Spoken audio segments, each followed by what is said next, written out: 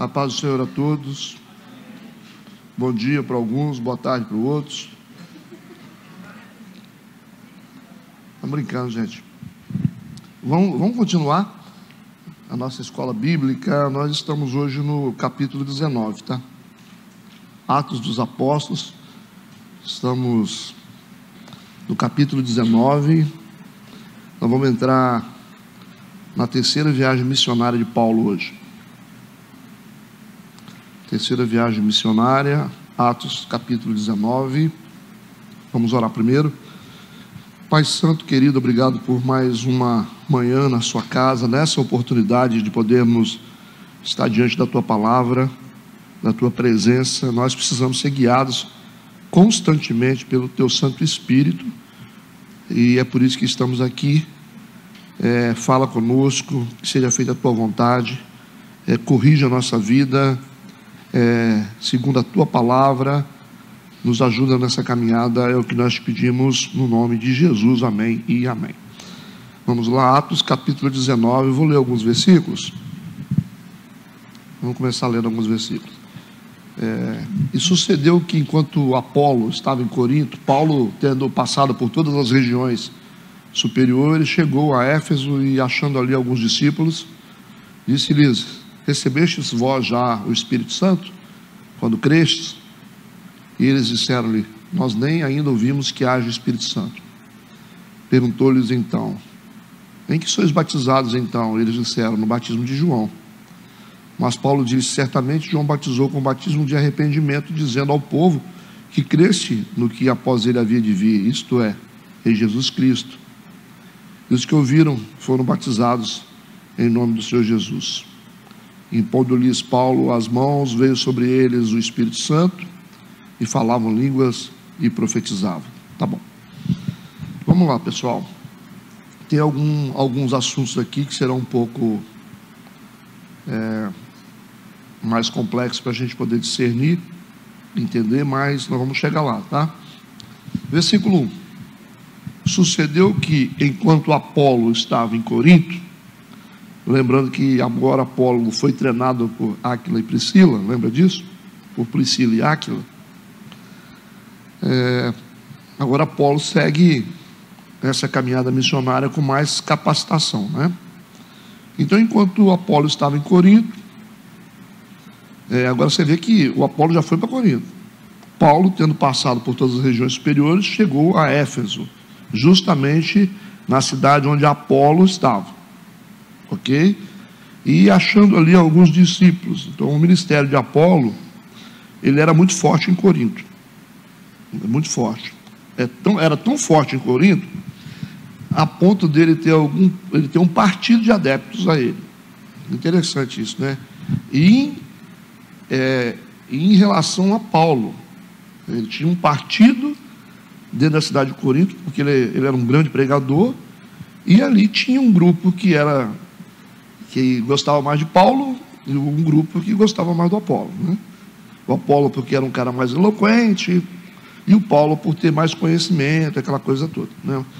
A gente sempre fala que o Paulo era mais tiozão, né? Então vamos lá. Então, enquanto o Apolo vai para Corinto, que é a cidade onde ele tem um grupo que gosta muito dele, o Paulo vai chegar na cidade onde Apolo tinha pregado. Vai ser uma troca aí. E achando ali alguns discípulos, né? Aí vamos ver o que vai acontecer. Havia ali, né, esses grupos que um grupo era adepto de Paulo, outro grupo era adepto de Apolo. Vamos ler para a gente poder entender 1 Coríntios capítulo 1, versículo 12 e 13. Só para a gente fortalecer isso aí. 1 Coríntios capítulo 1, versículo 12 e 13 diz assim, ó: quero dizer com isto que cada um de vós diz: eu sou de Paulo, e eu de Apolo, e eu de Cefas, e eu de Cristo. Está Cristo dividido? Foi Paulo crucificado por vós, ou fostes vós batizados em nome de Paulo? Para quem que Paulo está falando? Está falando para a igreja de Corinto. Ele está dizendo: vocês são uma igreja de preferências, né? Você tem grupos na igreja, um me prefere como pregador, os outros preferem Apolo, outros gostam de Pedro, outros gostam de Cristo. Então, tem uma divisão grande dentro dessa igreja, né? E aí ele faz a pergunta no versículo 13: está Cristo dividido? Foi Paulo crucificado? Ele fala dele: por vós, ou fosse vós batizados em nome de Paulo? Então não tem que ter partido, o partido de vocês tem que ser Cristo. Legal, né? Você já ajuda a gente, já como igreja, a entender que partido que a gente tem é Jesus, verdade?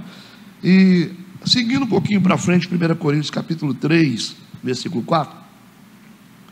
1 Coríntios capítulo 3, versículo 4, ele continua: porque dizendo um, eu sou de Paulo, e outro, eu de Apolo, porventura não sois carnais? Ele falou: isso é coisa de carne. Quando você diz que você prefere fulano, outro prefere o outro, você tem partido.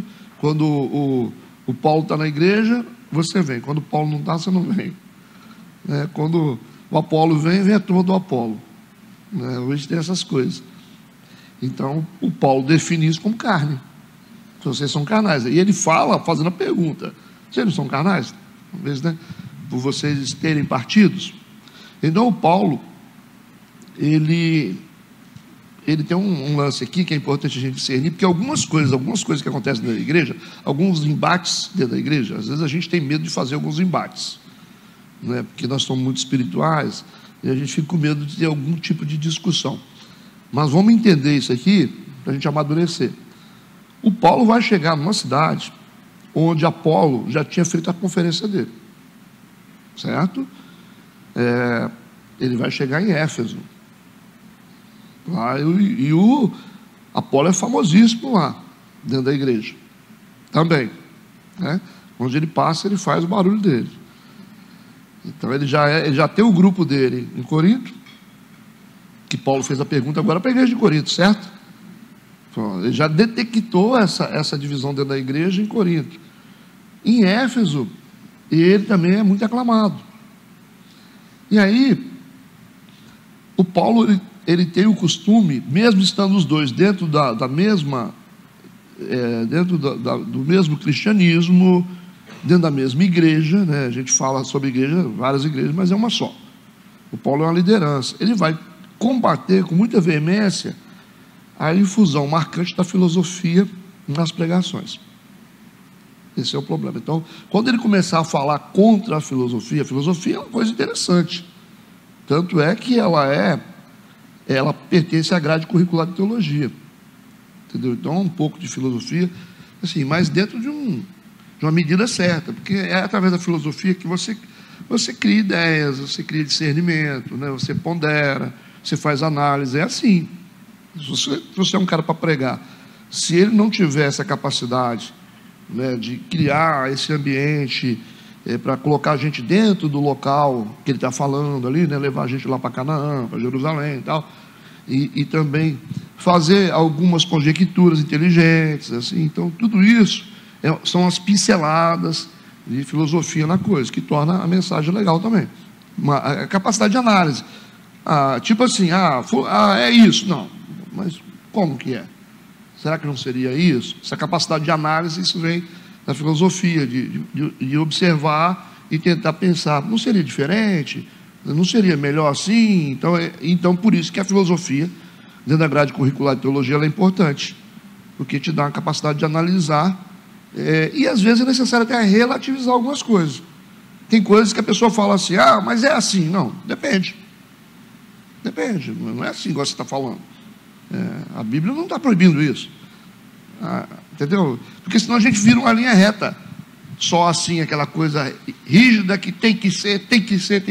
A filosofia leva a gente a um pensamento, entenderam? A grosso modo é essa a explicação que eu dei para vocês. Mas o Paulo, ele combatia essa infusão marcante da filosofia. O que eles faziam? Eles ficavam praticamente, o Apolo estava praticamente trabalhando quase 80% de filosofia, entende? Muita filosofia, muita performance filosófica dentro, aquele poder dos filósofos de ficar trazendo gente para perto e estar comunicando pensamentos, análise. Então ele começou a usar essas coisas, porque isso era muito comum, né? Isso veio da Grécia, muito comum. E Paulo ficou preocupado. Ele falou: até que ponto esse negócio é cristianismo ou filosofia? Como é que é esse negócio? Então tem que ter equilíbrio, né? Você trabalhar com Deus é assim, você tem que trabalhar no meio desse monte de coisa, mas com equilíbrio. Não vem nada prontinho, forminha assim. Toma, vai lá e faz. Não, você vai trabalhar no meio de um monte de coisa. O mundo é maligno, mas existem muitas riquezas que estão no mundo secular que você tem que trazer para dentro. Não, pastor, não. Por que não? Por que não? Tem muita coisa que a gente aprende lá fora. A gente não tem que pegar tudo e reter o que é bom. E o que ele está dizendo? Você vai pegar, você tem um monte de terra lá, que você quer achar um minério ou ouro, alguma coisa. Você vai peneirar a terra. O ouro, peguei o ouro, tá bom. Tem uma pepita. E a terra sobrou, joga fora. É assim que a gente faz com a vida. É assim que a gente faz com a vida. As maiores riquezas estão na vida. Estão na vida. Na vida. Não dentro de uma caixa chamada igreja. Entende o que eu estou falando ou não? Procura entender, para depois você não ficar confuso, hein? A linha de raciocínio. Então tem muita coisa que a gente aprende com os idosos, a gente aprende com o mundo, até o mundo errando, a gente fala, opa. O cara quebrou a cara com uma coisa, você fala, não, eu não vou por aí. Com as mães, com as crianças, o bandido que faz uma coisa que a gente está dizendo para a gente não fazer, está ensinando a gente, eu não faça isso, vai dar errado, certo? Então a vida é assim. E ninguém vai conseguir ensinar nada a ninguém se não souber fazer esse tipo de análise. Você ir trafegar, tirar as coisas boas que tem e trazer para dentro. Tá? Então as riquezas estão na vida. Então vê, experimenta as coisas, vê, análise, vê o que é bom, traz para dentro e aplica. Senão você vai ter um ministério mirrado, morto. Pastor, você vai falar para um grupo igual vocês aqui, que entende de política, entende de conhecimento de direito, entende de ciência, de tecnologia. Vocês são esse povo aí. Não é verdade? É um povo que entende de tudo. Tem engenheiro aqui, arquiteto, tem cozinheiro, né? Tem todo tipo de gente. E aí você vai ficar aqui, você foi criado dentro de uma caixa quadrada, você vai ser a pessoa menos interessante da igreja, pode ter certeza disso. Então assim, mas tem que, pastor, mas é perigoso, né? É perigoso, você vai ouvir aí um adventista, claro que é. Mas você tem que ter uma unção, uma preparação para poder ouvir um adventista e ver o que tem de bom ali. Entende o que eu estou falando ou não? Ou você é tão radical a ponto de não entender o que eu estou falando? Você quer falar agora? Pastor, e a igreja católica? Mas não tem. A teologia hoje, católico, o padre é o que estuda mais do que qualquer pastor. Mas você está achando que tudo que o padre estuda é tudo ruim? Não. Muita coisa boa. Se você conversar com um padre hoje inteligente, ele vai dar show em pastor. Dá show em pastor. Vai falar de história, vai falar de coisas interessantes na Bíblia que você nem imagina. Tem coisa que padre entende sobre análise de texto que coitado de pastor. Tem poucos pastores no Brasil que sabem. Às vezes você tem que ouvir o cara. Fala assim, não, pastor, é idolatria. Idolatria você encosta no canto. Mas vai falar de coisas. Interpretação de parábola. Você pegar uma parábola de Jesus. Quem são pastores para fazer interpretação igual o pessoal do kardecismo? Quem é pastor? Para fazer análise teológica dentro dos textos das parábolas de Jesus. É porque a ambição deles é isso. É intelectualismo, é estudar muito, tal. Pastor, mas e aí o kardecismo, e acreditar em que o morto conversa? Não, poxa vida, você está entendendo o que eu estou falando, cara? Está entendendo o que eu estou falando? Ou você vai ficar tirando de contexto o que eu estou falando? Entende? Então, se não, vocês não vão ter nada para oferecer para ninguém. Tem que saber entrar e saber sair das coisas. Saber ouvir as pessoas, reter o que é bom, né? O que acontece com os cristãos radicais? Não pode conversar. Não pode sentar com fulano. Não pode. Você vai sentar na roda dos escarnecedores. Sentar na roda dos escarnecedores, a gente sabe o que é. Gente que está denegrindo a nossa fé. Gente que está falando coisa que a gente sabe que é contra a palavra de Deus. Agora, tem muita gente que aprende um monte de coisa. muito mais do que um bando de crente que às vezes não sabe de nada, não sabe nem o que tem na Bíblia. Você fazer perguntas dentro de igreja hoje, falar um texto bíblico, vai ficar patinando. Você não sabe. Tem ministro de louvor que sabe aqui, não sabe falar um texto. Se perguntar, não sabe, fica quieto, não fala nada não, você vai falar besteira, é melhor. Se não estudar, vai falar besteira. E aí você vai ver gente que sabe muito mais, gente que tem conhecimento, gente que estuda, gente que se aprofunda. Então você tem que aprender a ouvir as pessoas, aprender a analisar, reter o que é bom, tá certo? Senão você vai ficar isolado numa caverna. A gente pode passar para a segunda fase, está entendido isso ou não? Está entendido, né? A gente chegou nessa maturidade? Pode.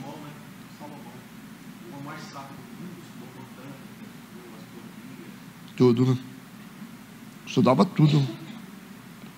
E estudo, né? Às vezes a gente pensa que desceu para a cabeça dele, né?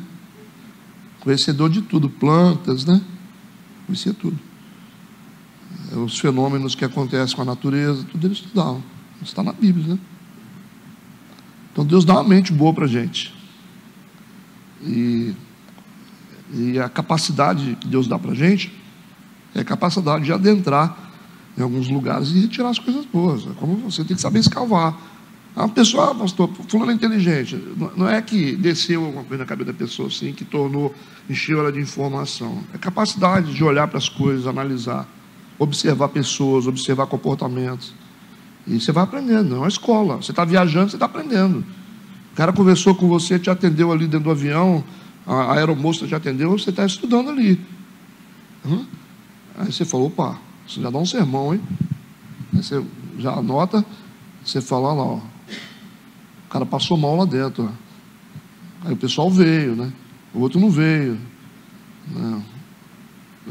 Entendeu? E você está aprendendo. Aí quando você vem aqui para cima, aí você coloca tudo, junta tudo, organiza com sabedoria e coloca para o pessoal. Tudo bem? Então, vocês vão ver aqui que o Paulo, ele combate a infusão marcante da filosofia nas pregações. Isso vai, talvez, trazer algum desconforto para o Apolo, que vai chegar para ele. Mas, olha, então vamos ver isso aqui. 1 Coríntios, capítulo 2, versículo de 1 a 5. Presta atenção. Olha o que Paulo vai dizer. Vocês estão achando que ele vai falar isso aqui baseado em quê? Presta atenção no que ele vai dizer. Para a igreja de Corinto, onde havia um fã-clube do Apolo. Ele descobriu isso. Ele fundou a igreja, foi para outras regiões, o Apolo se converteu, pela mão aqui, ninguém sabe de onde como ele se converteu, tudo isso. Se converteu porque tem discípulos espalhados pelo mundo todo, então não tem jeito. Aí surge o Apolo, o grande pregador de lá. Aí o Paulo vai dizer o seguinte: e eu, irmãos, quando fui ter convosco, aí ele vai falar para a igreja, anunciando-vos o testemunho de Deus, não fui com sublimidade de palavras ou de sabedoria.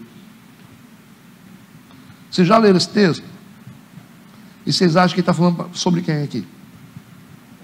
Sobre o Apolo. Não dá a impressão que é uma fofoca gospel? É Paulo. Ele chegou na igreja, fundou a igreja, foi para outras regiões, né? Ele estabeleceu a igreja de Corinto, foi para outras regiões e já está chegando conversa para ele. Bom, o cara passou lá. Tem uma galera que gosta dele lá dentro da igreja, pessoal. Quando ele chega, a galera chega da tereré. E aí o Paulo vai mandar essa carta para a igreja de Corinto. Ele vai mandar essa carta na intenção de corrigir a igreja. Entende? Entende ou não entende? E ele vai dizer: e eu, irmãos, quando fui ter convosco, quando eu fui aí pregar, tá certo, irmãos? Anunciando-vos o testemunho de Deus, que é a nossa missão, é isso que ele está falando. Testemunhar Jesus. Eu não fui com sublimidade, com as palavras bonitas, o convexo, o complexo, o revexo, né? Eu não fui assim, não. Ele falou, ou de sabedoria, né? Aquele excesso de sabedoria, falar bonito, né? Por quê? Ele falou, nada me propus saber entre vós, senão a Jesus Cristo e este crucificado. Ele falou, quando eu fui pregar, a única preocupação minha é falar sobre Jesus Cristo. Não é fazer as pessoas ficarem assim, todo mundo feliz que eu falei bonito, usei umas palavras assim, né? Diferentes, né? Que eu vi não sei da onde, as coisas assim, né? Não foi isso que eu fiz, ele falou. Estão entendendo o raciocínio de Paulo? Então eu foquei em Cristo, a minha mensagem, porque ele está dizendo assim, tem gente que está pregando aí, que passou por aí, que vocês fizeram um fã-clube, que gosta de falar bonito, mas a nossa mensagem, o foco é Cristo, ele falou, entendeu? Não dá uma sensação estranha? Qual a sensação estranha que dá? Está falando do irmão, né? Mas ele está correndo esse risco de ser mal interpretado para poder corrigir a igreja. Viu que a linha é fininha, viu? É uma linha fininha entre a fofoca, a conversa fiada e a atitude do líder corrigir. Por isso que às vezes eu vou subir aqui, eu vou corrigir um monte de coisa que vocês falaram. Aí vocês vão falar assim, puxa, não, pastor, você me quebra, né? Eu sou líder da igreja. Então o que vocês estão falando, vocês têm que tomar cuidado o seguinte, vocês que falam aqui em cima, que o pessoal está ouvindo. E esse povo não é bobo, não. Eles estão ouvindo o pastor falando. Quando vocês vêm falar outra coisa, eles vão falar assim, uai. Mas ninguém reclamou, mas o pessoal pensou. Ninguém se manifestou, mas eles pensaram, será que aquilo que ele está falando foi o que o pastor falou? Ao contrário, né? O pastor falou para a gente ir mais devagar e está mandando a gente acelerar. O pastor falou para a gente acelerar e está mandando a gente devagar.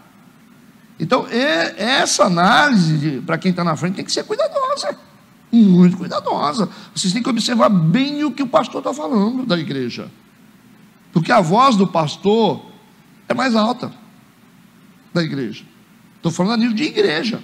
Igreja pensa assim. E se for para errar, é melhor errar com o pastor. Porque foi Deus que colocou, então Deus que se vira com ele. É assim que a gente raciocina. Se for para errar, para aprender errado, eu quero aprender com ele, porque ele paga a conta depois com Deus. Não é assim? Estão entendendo o que a gente está falando aqui? Então, tem que tomar muito cuidado, porque a gente pode entrar numa contradição, a gente não pode ficar solto aqui em cima. Nem aqui, nem no discipulado. Nem em reuniões que a gente faz. Nada. Vocês têm que tomar muito cuidado. Por isso que quem fala, é bom anotar. Quem fala é bom anotar. Quem discipula, porque se você entrar numa contradição no discipulado de vocês, que seja uma, nunca subestime a inteligência das pessoas. Nunca subestime. Né, Dudu? Nunca subestime. Por quê? Porque eles, no meio daquela turma lá, você pode ter certeza, vai ter uns 3, 4 inteligentíssimos. Eles fazem assim, olha assim, mas isso aí, né? Está despregando, né? Você está despregando, né? E a pessoa já fica assim. Aí você fica desqualificado. Daqui a pouco o cara fala assim, não vou discipulado hoje não. É questão de ser racional.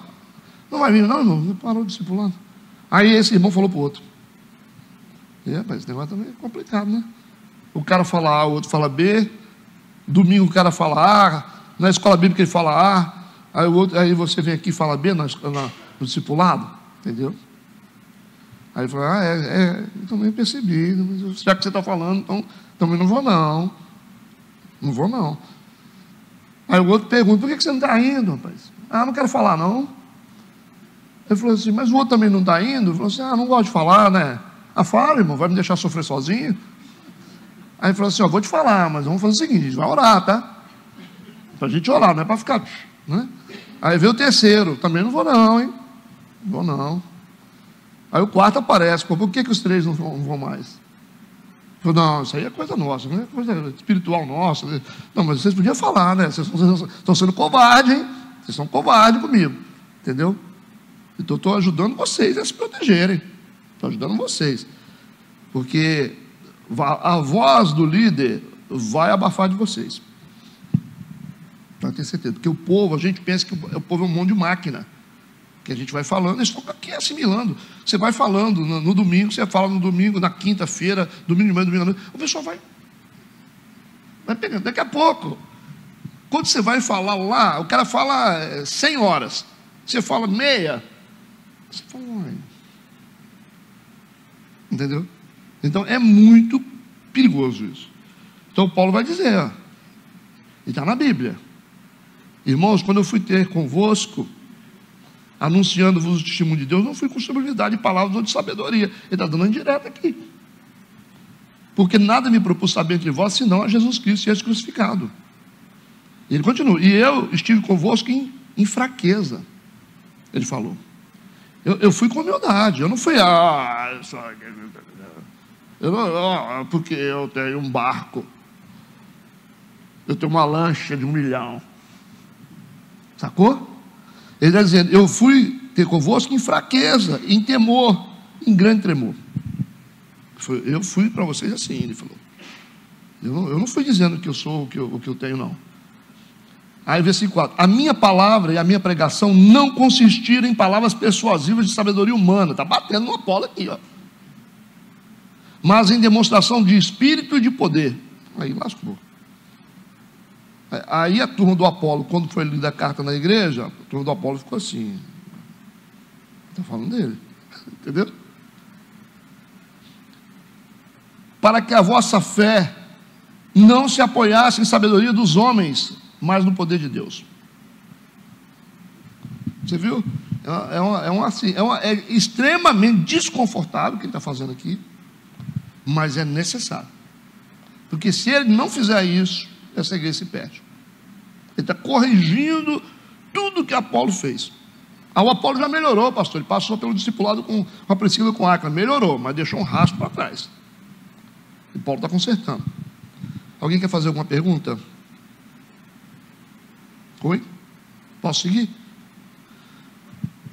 Aí então chegou a Éfeso, né? Então Paulo chegou a Éfeso, então ele está cumprindo a promessa que ele havia feito para Priscila e Áquila. Lembra que ele falou: ó, eu vou deixar vocês aqui, e se Deus, né, quiser, né, eu volto a vocês. E ele voltou. Por isso que ele está voltando agora.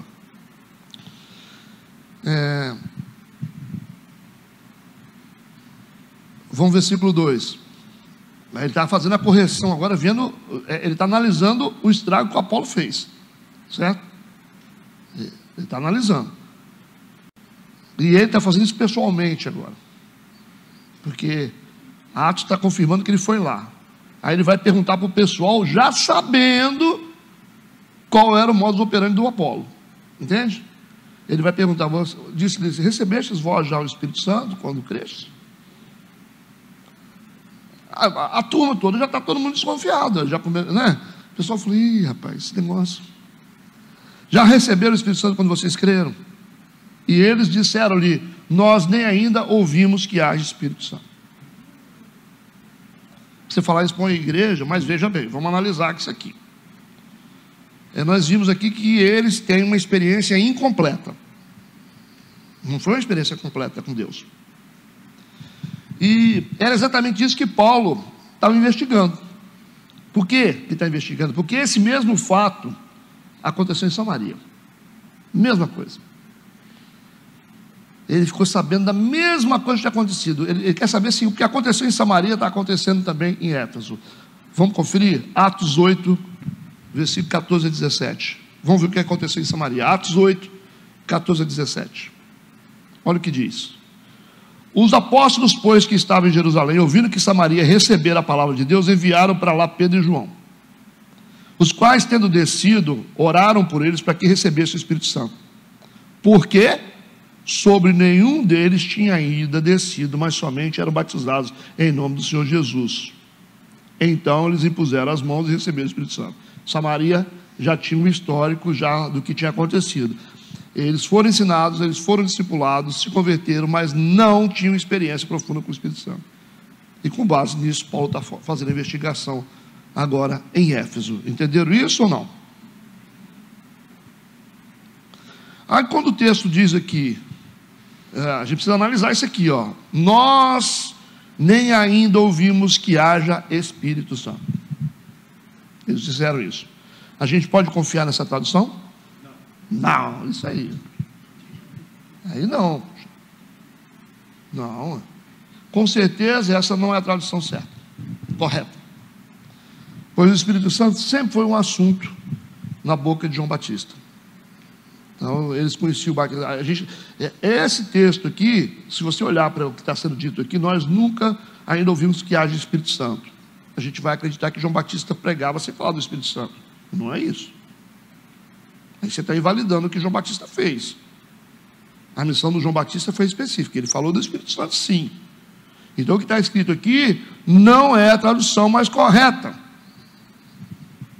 Vamos saber por quê? Primeiro vamos fazer a defesa do João Batista. Ok? Porque se a gente acreditar no que está sendo dito aqui, quer dizer que João Batista pregou e nunca falou do Espírito Santo. E não é verdade isso. Marcos capítulo 1, versículo 8. João Batista dizendo: em verdade, tenho-vos batizado com água, ele, porém, vos batizará com o Espírito Santo. Então João Batista ensinou. Ele falou: eu estou fazendo uma parte, mas quando vier Jesus, ele vai batizar vocês com o Espírito Santo. Entende? João capítulo 1, versículo 33. João 1, versículo 33. João Batista disse: eu não o conhecia, mas o que me mandou a batizar com água, Deus, né? Ele me disse: sobre aquele que vires descer o Espírito Santo, e sobre ele repousar, esse é o que batiza com o Espírito Santo. Ele está falando de quê? Da experiência com o Espírito Santo que viria a partir do ministério de Jesus, certo? Então a tradução certa original grega, que eles estão dizendo o seguinte: eles não estão dizendo assim, nós nem ainda ouvimos que há Espírito Santo. Eles estão dizendo assim: nem ouvimos se o Espírito Santo foi dado, ou seja, no momento do batismo. É isso que eles estão dizendo. A gente não ouviu, nós não ficamos sabendo que quando a gente batizava, que o Espírito Santo era dado para a gente não. É isso que eles estão falando. Não estão dizendo que não sabe nada do Espírito Santo. A gente não sabia que o Espírito Santo era dado assim. Quando a gente se converteu, né, ninguém falou para a gente que a gente poderia ter uma experiência com o Espírito Santo desse tamanho, uma experiência tão grande com o Espírito Santo como o batismo. Eles só estão dizendo isso, gente. Entenderam agora? Nós não fomos informados de que nós poderíamos ter uma experiência maior com o Espírito Santo. Só isso. A gente achou que batizando ali estava tudo certo. Não é assim que as pessoas tradicionais pensam? Batizei, está tudo certo. E não busca o batismo com o Espírito Santo. Entendido? Podemos seguir ou está tudo bem aí? Vocês entenderam, gente? A melhor maneira de ficar acordado é prestar atenção, se concentrar no que está acontecendo. Versículo 3. Perguntou-lhes então: em que sois batizados então? Ele está perguntando para o pessoal de Éfeso. Eles disseram: no batismo de João. Então eles foram batizados no batismo de João. Ok, entraram na água, foram imersos na água e tirados da água. Foram batizados no batismo de João. Então esse povo aqui é batizado? Eles são batizados? São. O batismo foi feito. Eles tinham sido batizados na fé em um Messias vindouro e numa confissão de arrependimento. Todos batizados. Paulo continua conversando com eles. Versículo 4. Mas Paulo disse: certamente João batizou com o batismo do arrependimento, dizendo ao povo que cresce no que após ele havia de vir, isto é, em Jesus Cristo. Isso que ele está confirmando. Com certeza, ele disse, o João Batista batizou vocês com água, mas ele disse que Jesus viria e batizaria vocês com o Espírito Santo. Okay? Então aqui o Paulo afirma que o próprio João Batista avisou sobre o batismo com o Espírito Santo a partir de Cristo. Nós lemos os versículos anteriores, hein? Versículo 5. E os que ouviram o que Paulo está falando, foram batizados em nome do Senhor Jesus. E agora? O que a gente faz? Outro batismo aqui? O versículo 5 está dizendo que eles foram batizados, eles ouviram e foram batizados em nome do Senhor Jesus. Nós temos aqui claramente um rebatismo. Então, vamos voltar aqui, senão vocês não vão entender. No versículo 3, Paulo perguntou então: em que sois batizados então? Eles disseram: no batismo de João. Não são batizados. Já são batizados, beleza. Versículo 5, Vamos para o versículo 5. Depois o 4 diz: certamente João batizou com o batismo do arrependimento. Vocês foram realmente batizados com o batismo do arrependimento. Mas no versículo 5 diz que os que ouviram, acabaram de ouvir Paulo, foram batizados em nome do Senhor Jesus. Paulo batizou eles de novo. E aí fica a polêmica para vocês decidirem. Eu vou para casa depois que vocês terminassem a minha vida. E agora, hein? É bom que tem mistura de tudo aqui, né? Nós temos aqui o texto claro do rebatismo. Mas o rebatismo é bíblico? Aí vem a pergunta, mano. Então vamos ver. O Dudu está usando Efésios capítulo 4 aí. Ele falou: só existe um batismo. Ele está dizendo, é o texto que todo mundo usa, né? Nós vamos ver esse texto, Efésios 4, versículo 4 e 5. Paulo falou assim, na própria igreja de Éfeso, né? Há um só corpo, há um só Espírito. Use a inteligência de vocês agora. Olha o contexto do que ele está falando. Ele está dizendo: há um só corpo, que é a igreja. Há em um só Espírito, como também foste chamados em uma só esperança da vossa vocação, um só Senhor, uma só fé, um só batismo. Eu queria ver gente mais profunda aí para analisar esse versículo. Conforme o Eduardo falou, ele falou: há um só batismo.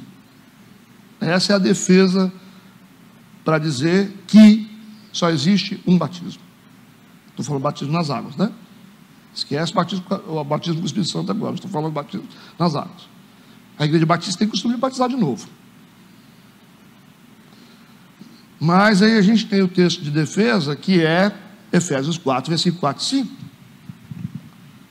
que diz: há um só corpo, um só Espírito, um só batismo, né? Mas gostaria de dizer para vocês que vocês leram esse versículo a vida toda e vocês erraram ele. Porque aqui Paulo não está falando de coisa quantitativa, está falando de qualitativa. Pode processar aí. Batismo certo. Só um batismo certo. É quando ele fala só há um batismo. Vocês estão pensando assim: vai defender dois batismos? Não estou fazendo essa defesa, estou levando vocês para pensar. Então Efésios 4 não prova nada. Ele não está falando de número. Há um só batismo. Não está falando que só existe um batismo em quantidade, está falando em matéria de qualidade. Ele falou: só existe um batismo seguinte. Qual batismo? Batismo por imersão. Não inventa outro não. É isso que ele está falando. Se você falar assim, pode batizar com a canequinha. Não, só existe um batismo. Da mesma forma como ele disse, o contexto: há um só corpo, há um só Espírito, né? Não tem 2 Espíritos Santos, 3 Espíritos Santos, 4 Espíritos, né? Não tem Espírito diferente. Voltamos agora. Só existe o Espírito Santo. Espírito mesmo é o Espírito Santo, ele está dizendo, tá? Espírito é o Espírito Santo. Esse negócio de Espírito é Espírito. Batismo, tem a canequinha, tem aquele que o cara faz assim, né? Não, só existe um. Como é que é? Jesus, quando ele foi batizado, ele entrou, diz a Bíblia que ele saiu logo da água, porque ele entrou.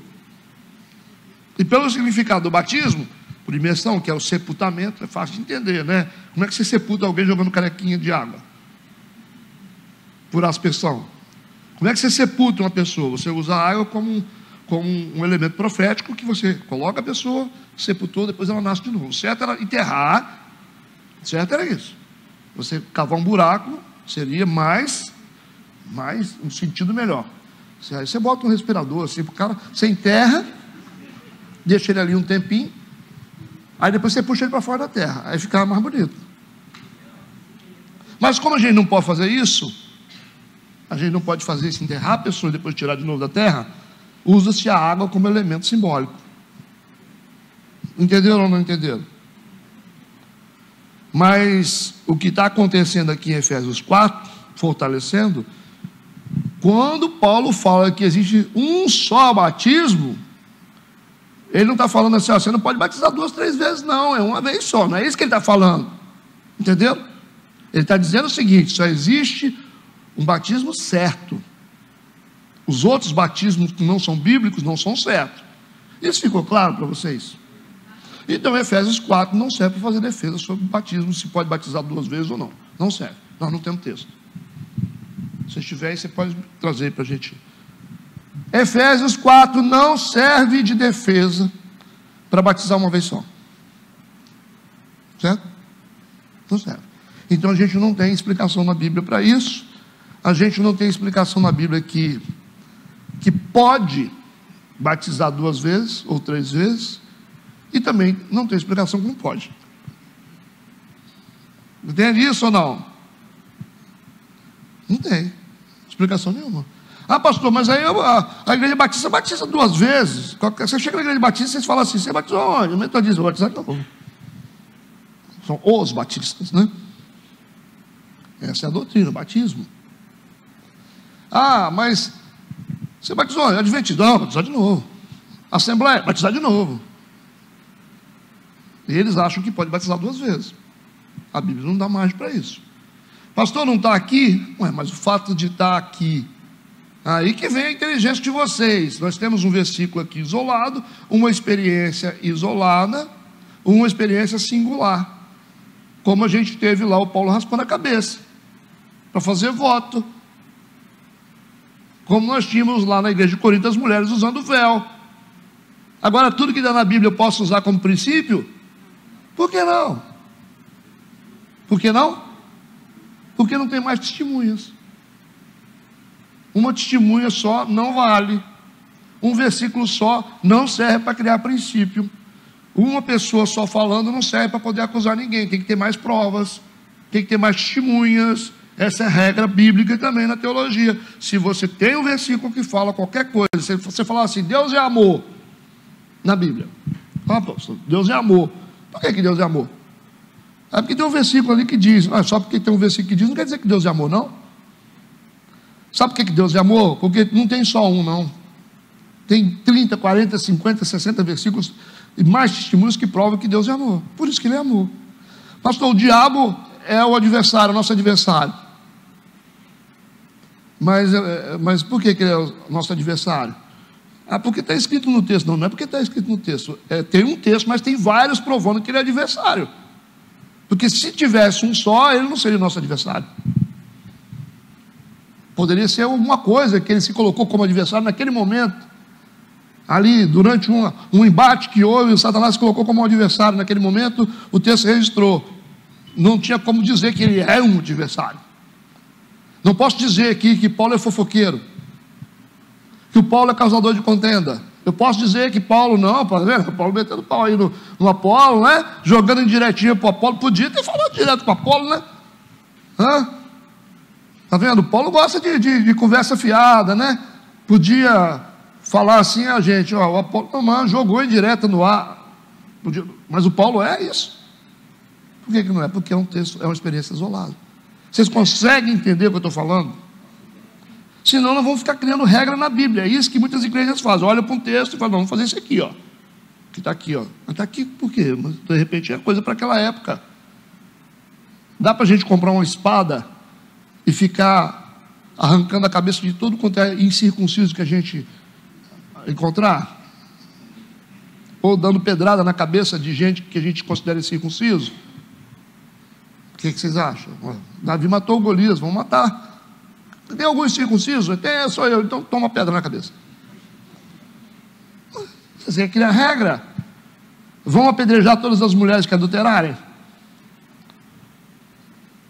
Vão, pastor.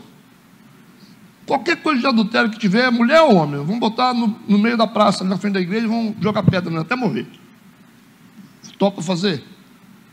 Não quero. Ué, então não estou entendendo o que vocês querem, não é? Percebe?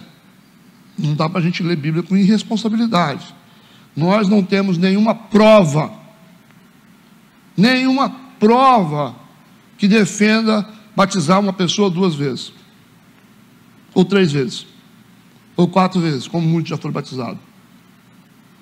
Eu vou mexer numa caixa de marimbondo daqui a pouco.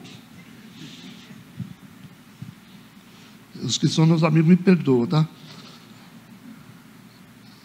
Então, nós não temos prova. Mas então o senhor prova aí que tem que ser uma vez só. Também não tem. Aí vai pelo bom senso. Qual é o bom senso? O que vocês acham? Qual é o bom senso, Bruna, hoje? Uma pessoa, ela batiza uma vez ou 2, 3, 4 vezes? Qual é o bom senso que você acha? O que é certo, você acha? Uma. Arrependimento, decisão é uma vez. Por exemplo, eu fui batizada na igreja católica. Aham. Então eu tive um só batismo quando eu me batizei nas águas, né? O correto foi um só. Isso.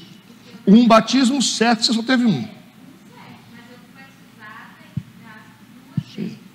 Mas o certo foi só nas águas. Você batizar criança não é batismo. Não foi criança, eu batizei. Por isso que Paulo falou que há um só batismo. O certo. O que Jesus fez. Certo? Então, qual é o bom senso aqui? A gente batizar uma vez ou batizar 3, 4 vezes? Aí você veio para a igreja presbiteriana e batizou. Aí você foi lá para a igreja presbiteriana e batizou de novo. Aí você foi para a assembleia e batizou de novo. O que vocês acham? É batizar uma vez só para arrependimento ou ficar batizando toda hora? Qual é o bom senso? Quem concorda que a gente tem que batizar uma vez só? Levanta a mão. É a lógica. Por isso que Paulo falou que a gente tem que ser racional. Qual o sentido que tem? Eu vou ficar me arrependendo toda hora? Toda hora eu vou nascer de novo? Ué. Você tomou uma decisão, ué. É igual casamento. Casamento não é uma aliança que você faz uma vez só. Ah, pastor, mas eu casei 5. Você pode casar 5, mas não pode. Não deve. Ah, mas eu casei dia 6. 6 mulheres eu passei já. Mas os pastores me casaram, mas não valeu. Não valeu. Não adianta. Você vai fazer, né? Pode dar um tapa na orelha do irmão? Você deu, mas não pode. É isso que vocês precisam entender. Nem tudo que a gente está fazendo pode. A gente tem livre-arbítrio. Pastor, pode ser membro de uma igreja e ficar 3 meses fora? Não deveria. Está errado. Mas eu fiz, você fez, mas não deveria. Está entendendo o que eu estou falando? Certo é isso. Não tem como você quebrar uma aliança e ficar inteiro.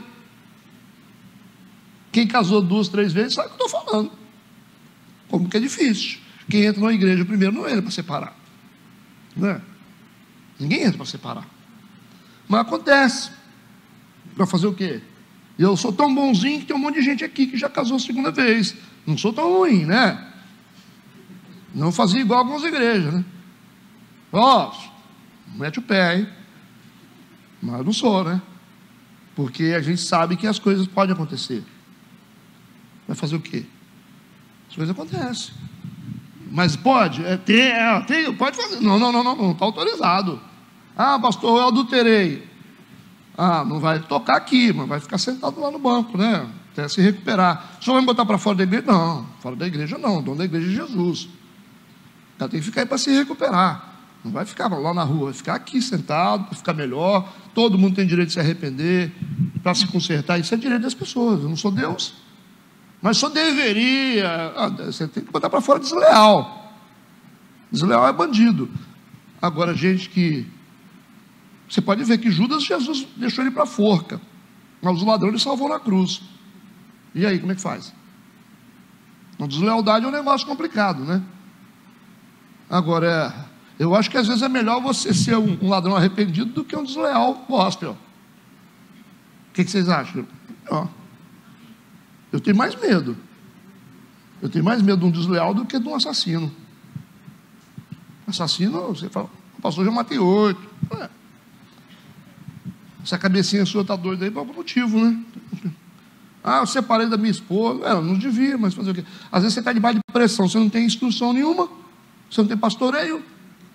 Se tiver um pastor do seu lado, no momento que você está numa crise com o seu casamento, que está ali te amparando, os dois estão buscando ajuda, não vai separar.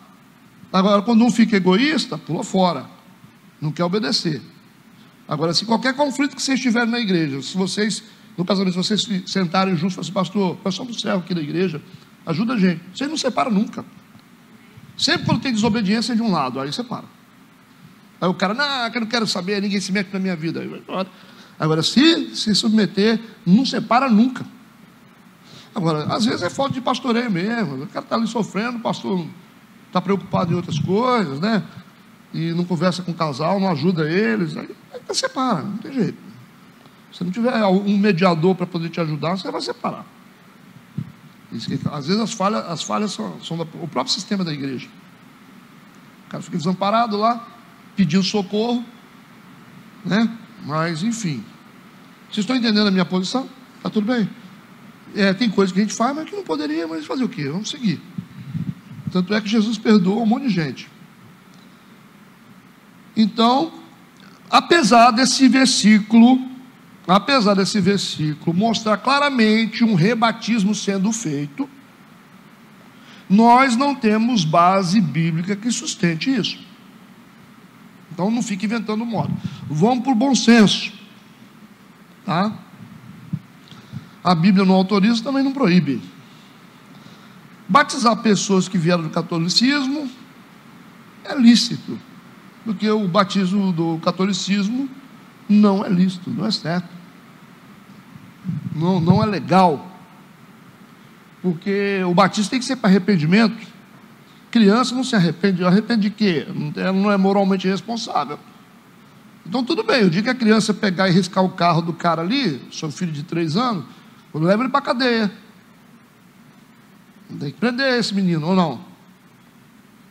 O seu bebê lá, não sei o quê, foi lá, bateu uma madeira no vidro do cara lá, uma madeira de vidro, quebrou o para-brisa do carro. Mas tem que pagar, hein? Paga, não paga. O pai tem que ser responsável, não é? Porque eles não são moralmente responsáveis. Então eles não podem ser condenados. Porque eles não têm conhecimento suficiente para poder ser réu de juízo. Simples de entender. Simples de entender, ué.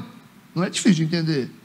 A criança com 2 anos, o nenenzinho, batizar, tadinho, senão vai ficar pagãozinho. É pagão do mesmo jeito. Continua pagão. Do mesmo jeito. Então, batismo de criança não tem sentido. É inventação de moda. Acha bonito, não tem que batizar, porque senão vai ficar o quê? Tem crente que fica assim com esse negócio. Não, porque a mamãe é católica, pastor, eu tenho que batizar meu filho. Aí vai lá batizar na igreja católica. Não dá, né? Aí tem que ser batizado no batismo certo, porque só existe um batismo certo. Segunda coisa, batizar novamente no Rio Jordão é fé mística. É fé mística. É misticismo. Achou que vocês iam escapar, né? Tem todo mundo doido para fazer isso. É fé mística. Se você é batizado e você vai falar assim, não, vou descer no Rio Jordão que vou melhorar. É misticismo. Isso é uma agressão à fé. É uma violência contra o batismo em Cristo. Se você foi batizado, mas eu preciso lá, se eu não for, não vou ter... Não, é misticismo, isso é idolatria. Simples assim, não tem outra explicação. Se você tiver, você pode falar para mim que eu vou... Se você me convencer, eu vou aceitar. Pastor, mas eu não podia ter falado isso, porque tem muita gente aqui que batizou. Mas faz o quê? Tem muita gente também que veio do G12, e eu falo contra o G12.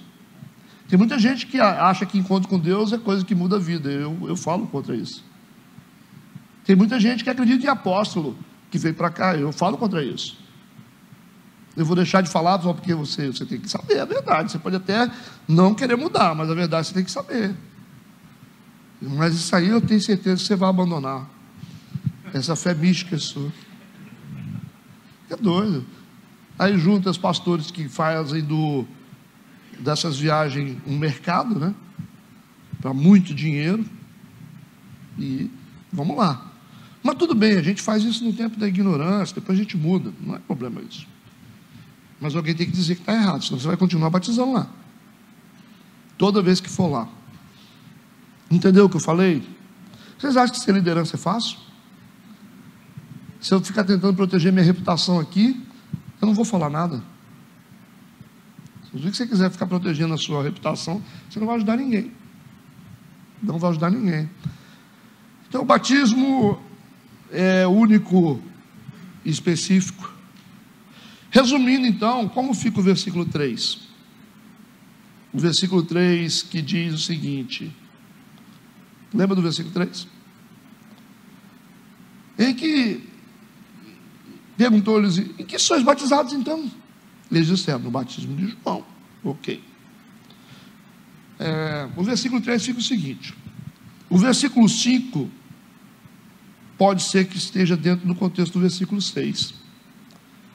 Deixa eu ler o versículo 5 novamente, para vocês entenderem. Olha o que diz, versículo 5, E os que o ouviram foram batizados em nome do Senhor Jesus. Tá. Pode ser que o versículo 6 seja o contexto do versículo 5. Vamos ler o 6? Porque o 6 fala sobre o batismo com o Espírito Santo. E impondo-lhes Paulo as mãos, veio sobre eles o Espírito Santo, e falavam línguas e profetizavam. Pode ser que esse versículo que nós lemos aqui, que eles foram batizados, né, em nome do Senhor Jesus, tenha sido o prenúncio do batismo com o Espírito Santo ali, naquele momento. Pode ser. Pode ser. Essa pode ser uma explicação. E pode ser que o apóstolo Paulo também considerou que o batismo que eles haviam recebido não estava em conformidade com o batismo correto, para arrependimento. Pode ser que foi feito de maneira errada. Nós já temos aqui um pregador que está falando mais de filosofia do que de evangelho. Poderemos ter talvez pessoas sendo batizadas aqui de forma inadequada, que precisam passar por um batismo. Por exemplo, o pessoal da presbiteriana, que eles batizam, alguns batizam por aspersão, né? Os metodistas do Brasil também. Eles batizam joga água assim na cabeça. Eles chegam aqui e pedem para batizar. Não, eu quero batizar certo, então eu vou batizar. Aí pula todo mundo na água de novo. Nesse sentido, sim. Pastor, eu não sinto que eu fui batizado. Eu quero batizar, quero por imersão, quero sepultar meus pecados dentro d'água. Entendeu? Aí, então vou batizar. Pode ser que aconteceu isso aqui com Paulo, que ele viu que o batismo é um batismo feito de qualquer jeito e batizou novamente. Vocês entenderam? Nós chegamos num consenso aqui adequado, e a Bíblia, ela manda a gente ser racional. Tem que viver o que é mais correto aqui. Então não dá para a gente ficar inventando regras aqui, dizer, não, pode batizar 2 vezes, sim, pode sim, está aqui. Não dá. Esse texto não dá. E também não dá para a gente ficar falando, não, batizou uma vez, acabou. Não tem base bíblica, entendeu o que eu estou falando? Não adianta a gente forçar, nós vamos ter que apelar para o bom senso. E o bom senso diz o seguinte: batismo para arrependimento, batizou nas águas, por imersão, está batizado. Está ok? É isso aí. Esse é o bom senso. Alguém quer falar alguma coisa? São perguntas que vocês vão ter que responder depois.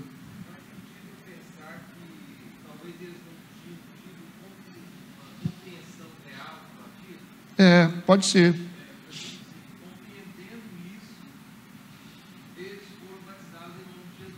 Show. Não explicou, né?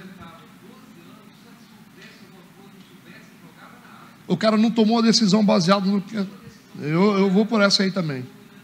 Eu acho também.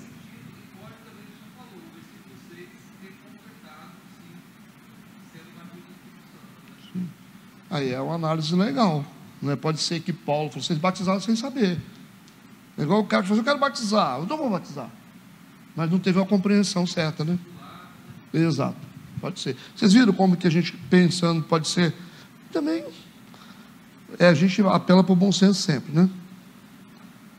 E aí o versículo 6 diz, impondo-lhes Paulo as mãos, veio sobre eles o Espírito Santo e falavam línguas e profetizavam. E aí a gente tem uma experiência com o batismo com o Espírito Santo agora. Feito com imposição de mãos, não colocando a pessoa dentro da água, certo? Há uma transferência aqui de dom. E falavam línguas e profetizavam. Agora a gente tem uma experiência diferente de Pentecostes. Diferente, isso aí a gente tem que entender. Pastor, mas baseado só nesse versículo? Não, baseado em outros versículos, a gente sabe que essa é uma experiência totalmente separada de Pentecostes. Pentecostes foi uma experiência específica para a evangelização. Tinha povos de todos os setores do mundo lá, e aí precisava de ter conhecimento de outras línguas ali, falar de outras línguas para que eles entendessem, certo? Lembra disso ou não? Agora, nós temos aqui, que não está enraizado só nesse texto, uma experiência específica como dom. Por que o senhor está dizendo aqui que versículo 6 está falando sobre a experiência do batismo com o Espírito Santo e eles falando em línguas e profetizando? A gente vai ver aqui uma coisa importante, que a língua aqui não aparece como idioma, mas sim como dom, seguindo outros princípios. Aí eu vou te dar 1 Coríntios, capítulo 14, versículo 2, para você entender que essa experiência aqui é uma experiência de língua como dom. O texto diz: porque o que fala em língua desconhecida não fala aos homens. Então, já falou para a gente que isso aqui não é idioma. Ok? Não é a mesma experiência de Pentecostes, onde eles falavam nas suas línguas maternas. Então, o que fala em língua desconhecida não fala aos homens. Então, não é coisa para homem, senão a Deus, porque ninguém o entende, e em espírito fala em mistérios. Então nós temos o segundo texto comprovando que essa experiência que Paulo transferiu para eles foi a experiência do batismo com o Espírito Santo. Ok? Os que não estão acostumados com isso, não creem, pode até falar também, para a gente poder ajudar, né? Se alguém foi criado em alguma cultura que não crê no batismo com o Espírito Santo, vamos separar isso bem aqui através dos textos. Se não fala homens, então não é idioma. Outro ponto importante que a gente precisa desmistificar: não são as línguas que identificam o batismo, mas sim os frutos do Espírito. Porque as pessoas, isso também é questão cultural de doutrina. Não, se você é batizado com o Espírito Santo, você tem que falar em línguas. Não, língua é dom. Está certo? E a pessoa fala assim: pastor, mas tem que falar em língua, senão não foi batizado. Nem sempre. Nem sempre. Porque a gente tem muita gente que não fala línguas, porque não foi ensinado a ativar. E que não falam línguas, mas produzem frutos, e muitos. Você tem a senhorinha lá do cantinho, que ora pela igreja, que ajuda lá na cantina, que faz isso aqui, tal. Nunca orou em língua estranha, mas está lá produzindo fruto. Aí você tem o cara que fala em língua, que muitas vezes fala em língua, mas não paga ninguém, enrolado, né? Não vem na igreja, não respeita a autoridade instituída. O que vocês acham? O que aconteceu no movimento foi o seguinte: como algumas denominações trouxeram entendimentos de que a confirmação do batismo tinha que ser testificada em línguas, aí virou uma bagunça, né? O que aconteceu? Tinha muita gente que não conseguia capturar o dom, não conseguia ativar o dom, e aí inventava um tipo de codificação própria, para dizer que falava em língua, para poder ser aceito no sistema, porque senão você não virava obreiro. No sistema pentecostal, em algumas denominações, você só é obreiro se você falar em línguas. Aí o cara estava lá assim, falando, não veio nada, né? Achando que vinha descer aquele negócio, né? Aí ele começava, ele inventava um trem. Ele inventava um xarabaxaia do jeito dele, treinava em casa, xarabaxaia. Aí ele falou, xarabaxaia. Aí eu vou colocar sei lá, fugiram na Kombi, um negócio assim, junto. Mistura. Aí ele fala assim: eu vou só repetir. Vai ter que treinar e começa a falar. Aí, para poder ser aceito, seria um passaporte para ser aceito. Aí virou uma bagunça. Você tinha um monte de gente com dom e mais um monte de gente que não tinha dom nenhum, falando um monte de coisa que não tinha nada a ver. Entende? E é o que acontece hoje. É o que acontece hoje. É um monte de gente que tem dom falando, misturado com um monte de gente que não tem dom nenhum, que inventa um tipo de coisa. E tanto é que línguas você não tem tradução, você tem interpretação, diferente. Você não traduz, você interpreta, é coisa espiritual. E você vai ver que cada um tem um mistério próprio. Tem gente que fala em 3 frases, alguma coisa, em espírito mesmo, que o que importa é espírito. Não é o que está falando. Não é o que o espírito. Às vezes você fala 3 frases só, a pessoa fala, mas vai codificando no espírito, o intérprete espiritual vai falando, né? Tem gente que já fala um monte de frases, fala 20, né? E também consegue interpretar. Tem gente que fala, sei lá, 2, 3, então muda, porque se fosse o idioma, tinha que ser tudo igual. Cada um tem um mistério próprio, cada um tem a codificação própria. Você pode perceber que varia de um para o outro. Pastor, mas quem é que tá na carne, quem não sei, não dá para saber. Aí, quem sou eu para estar julgando aqui? Mas existem pessoas que não falam e ficam forçando língua. Você vê até pregador que não tem dom, começa a inventar troço para poder ser aceito. Está renovado. Mas você percebe que não há uma conexão espiritual. Quem está no espírito percebe. Mas isso é uma coisa muito fina, né? Para quem está buscando a Deus, isso aí não dá para você ficar. Eu queria também fazer igual os outros lá, né? Eu queria, mas não é assim. Mas entender o seguinte: línguas, não é a língua só que identifica. Pode ser que você fale em línguas depois de batizar com o Espírito Santo. Pode ser. Mas pode ser que você só vai produzir frutos mesmo. Porque quando você é germinado pelo Espírito, você tem que gerar fruto. É lógico. Se uma semente do Espírito entra em você, você gera fruto. E por isso que Jesus falou: vocês são conhecidos pelos frutos. Por causa dessa confusão que ia acontecer aqui.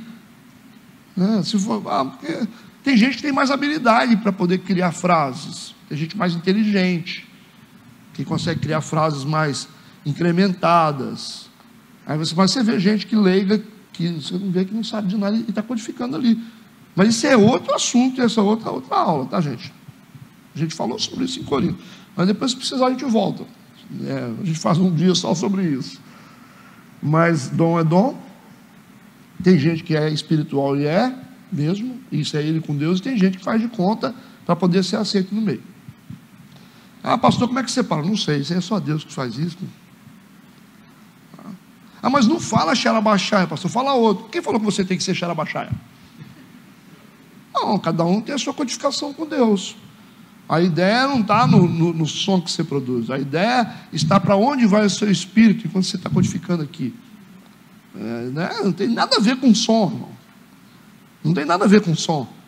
O som é uma maneira de você colocar a sua mente no lugar e seu espírito no outro. Você bota a sua mente aqui no som que está sendo produzido e seu espírito fica à vontade com Deus. Acho que já começaram a entender, né? O lance é colocar o teu espírito conectado com o Espírito Santo, porque nós temos um espírito. O espírito, ele comunica com o nosso espírito e testifica com o nosso espírito que nós somos filhos de Deus. Então é essa comunicação. Tem coisa que só o nosso espírito conversa com Deus. A gente não sabe de nada. Porque a gente não sabe orar. A gente não sabe orar.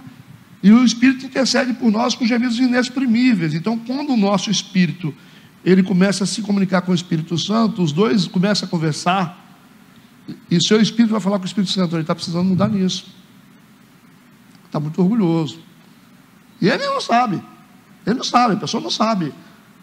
Aí o espírito vai falando assim: ele está orgulhoso, ele está muito duro com a esposa, ele precisa melhorar, ele está assim, aí vamos ajudar ele nisso. Então o seu espírito interior conversando com Deus aqui, e você está aqui codificando sem saber de nada. Por isso que quem ora em espírito, ora a Deus, e não a homens. E quando você está codificando com Deus, o Espírito Santo comunica com o seu espírito, e eles entram em interação, e o espírito que recebe de Deus direto vai fazer com você. Por isso que quem ora em línguas edifica-se a si mesmo. Deu para captar alguma coisa? Mas não tem nada a ver com som. Não tem nada a ver com som. Tem a ver com a conexão espiritual que você... Na verdade, essa é uma estratégia de Deus para separar, você fazer uma separação, você conseguir separar as coisas, deixar o espírito numa posição e a alma numa outra posição. É a maneira que ele tem como fazer isso. Ele tira a gente de cena, leva a gente para poder... vocês vão entender. Faz o seguinte, fica brincando aí de figurinha, Vai batendo figurinha aí enquanto que a gente conversa aqui, os adultos conversam. Conseguiram captar isso? Então, línguas é isso. Enquanto você está codificando aqui na línguas, você não sabe o que é, você está brincando com aquele negócio balançando assim, jogando assim, você não sabe o que está acontecendo, está brincando. Aí Deus está conversando com o seu espírito lá. Você usa, as crianças saem da sala. Você sai da sala e fica à vontade com a codificação e com o som. Enquanto o seu espírito, o espírito interior, está conversando com Deus, coisas que só Ele sabe. Conseguiram entender a grosso modo ou não? Nós vamos ter que fazer um seminário só disso, né? Às vezes a pessoa não sabe, às vezes tem gente que passa 30 anos, não consegue ativar dom. Aí você explica, aí a pessoa abre, ela abre por dentro, aí Deus pega aí. Aí eu dou um retrato, não tem jeito, né? Tem coisas que você só faz com alguns dons, não tem jeito não. Então, orar em espírito, orar em línguas, né? Ah, pastor, mas línguas tem que vir. Não vem. É uma coisa sua. Você sabe a hora que dá aquele fogaréu assim. Você dá um. Ai, sai um mistério, você fala, meu Deus do céu, não teve jeito. Aí você está sozinho, você está dentro do carro. Duvido que ele nunca deu um mistério dentro do carro, sozinho. Você fala, meu Deus do céu. Aí você dá uma rajada dentro do carro assim, que só Deus e você que sabe. E aí você sente aquela força, você sente aquele poder, aquela coisa vindo assim, você se renova, você fica assim. Se você tiver um tempo para poder, antes de fazer qualquer coisa que você for fazer, ou apresentar, cantar, se for para o seu cantinho lá, e entrar no mistério com Deus, você volta diferente. Você volta pisando nas nuvens. Você entregou para Deus, aí você volta assim, você achar os negócios, você fala assim, meu Deus, o que é isso? Agora, se você não tiver esse tempo, aí fica difícil. Mas talvez cabe a gente tirar talvez até fazer um retiro sobre isso, né? É um retiro sobre isso.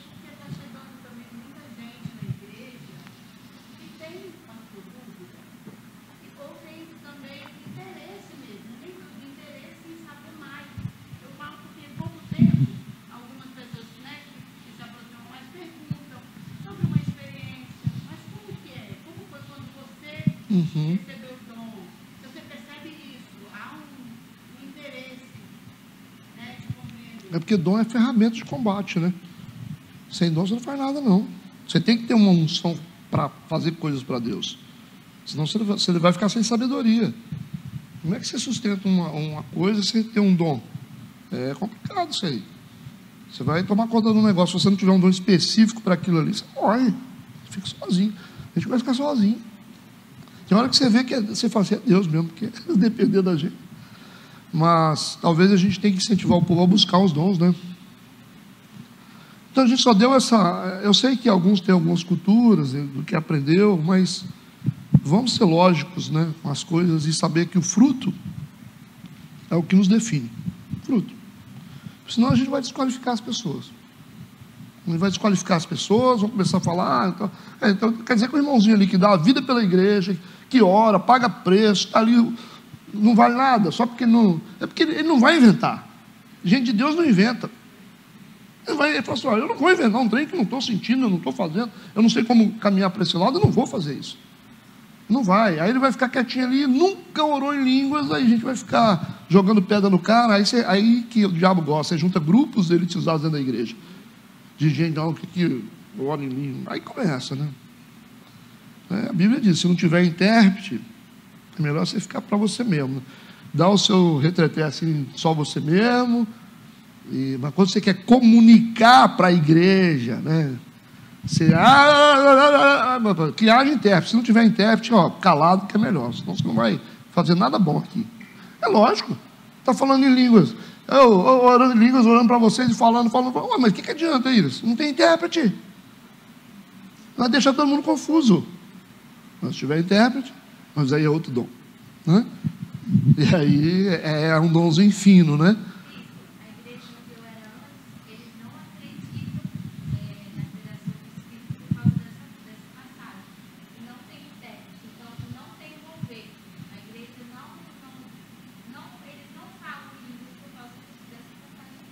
Não, a igreja só é edificada em línguas quando tem intérprete. Quando não tem, só quem orou que é edificado. Por isso que você está pregando aqui, você orou em línguas, pode ser que você ore, mas você tem que saber se você está falando para a igreja ou se você é você e Deus ali. Esse é o negócio, porque se você está aqui, você deu seu mistério aqui, você às vezes sai do microfone, é você e Deus, não tem problema, está edificando você. Agora, se você começa a comunicar isso para a igreja, começa a falar em línguas para a igreja, a irmã levanta, se não levantar o intérprete, tem que ser intérprete, né? Não é fajuto não, que você vê no YouTube, fajutagem. YouTube é um negócio que, rapaz, nossa, eles começam a fazer tanta mídia e ganhar tanto dinheiro que esse negócio faz uma vergonha. O cara fala assim, vem cá fulano, há pouco tempo, 2 caras até conhecidos, vem cá que eu vou orar, você vai falar em línguas aqui, eu vou interpretar. Para fazer show para o pessoal. Aí o cara está falando xarabaxaia lá, aí você fala que é aquilo, não tem ninguém para provar. Quando você andava por aqueles Andes lá, xarabaxaia, não, e aí Deus sempre esteve com você, era xarabaxaia. Porque aí você fica assim, é uma covardia absoluta. Podia aparecer um profeta na hora, né?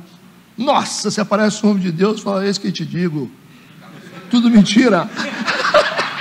Nossa, podia aparecer, né? Podia aparecer, rapaz.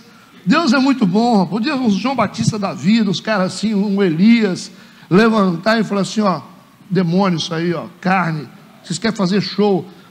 A motivação, quando o cara fala assim, ô Joãozinho, vem cá, fala em língua aqui que eu vou interpretar para você. Você já viu que é motivação de show. Aí o diabo já mostrou a cauda, né? Tem que ter um propósito aquilo. E aí isso aí eu vi isso no YouTube, eu falei, meu Deus, que vergonha. Fazer show para ganhar qualificação, relevância, moral, o pessoal te considera como Deus, né? Aí você começa, você abre a boca, você fala, o pessoal, você fala, aí fica todo mundo assim, eles gostam disso, né? É uma covardia. Paulo fala aqui, Paulo não é dessa linha. Paulo não é dessa linha. Paulo falou, eu venho com humildade, eu venho falar sobre Cristo. Ele disse, vocês podem orar na língua que vocês quiserem, eu quero que vocês orem mesmo. Ele falou assim. Mas, entendeu? Mas ele está dizendo, mas vamos botar os pés no chão, tem coisa fundamental para ser feita dentro de igreja do que show. É isso que ele está falando. Então assim, tem propósito? Beleza. Precisamos de uma revelação para entregar alguma coisa aqui que é importante para a igreja? Não, vamos dar direção, né? Agora falar por falar?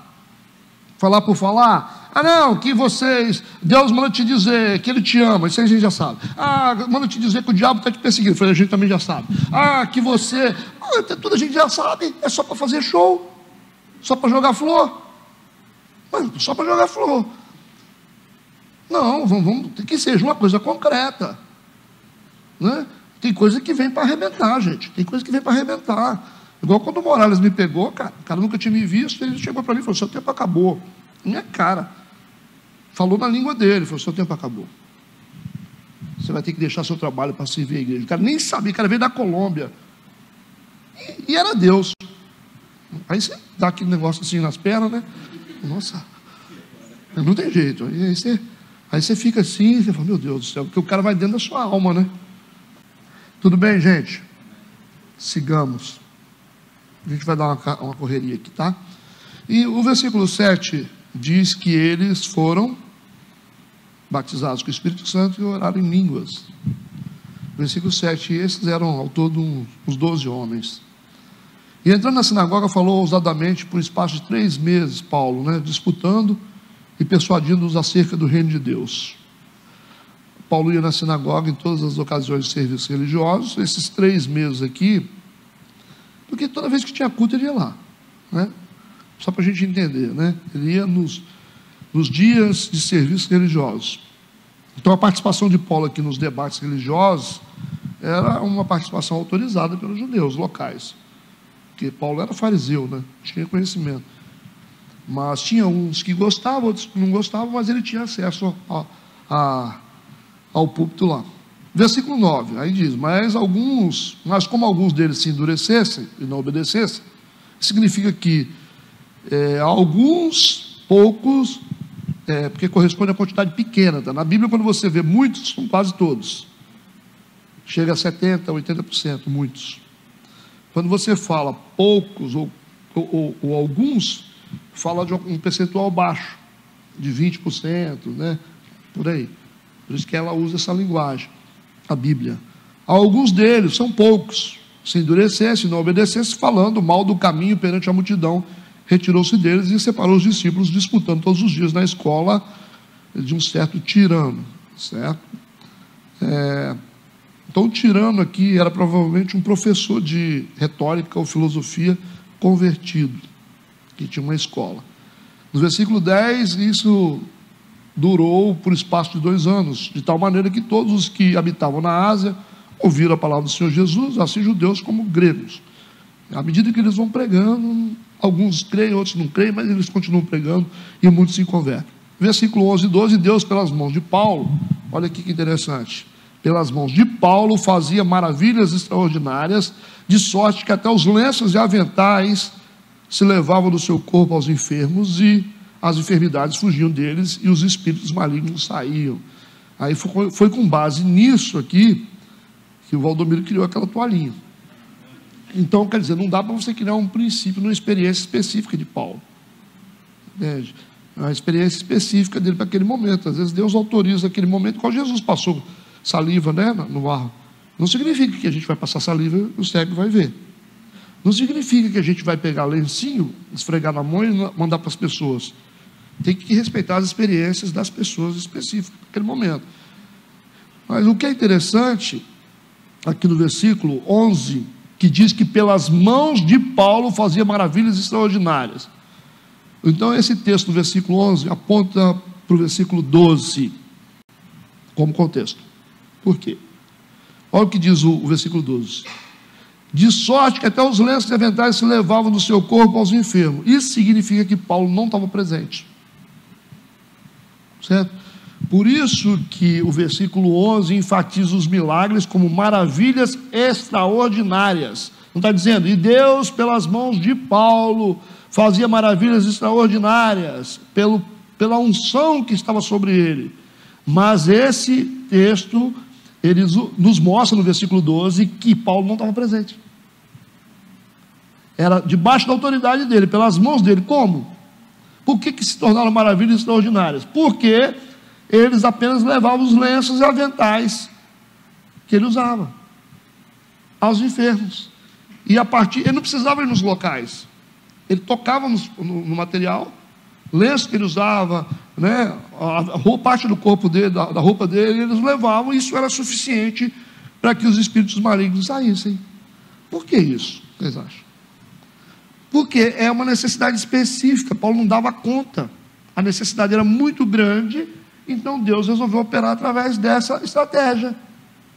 Entende isso? Não significa que a minha gravata vai funcionar. Leva minha gravata, leva o meu lenço, entendeu? Isso que as igrejas às vezes não entendem, acham que não, joga o paletó.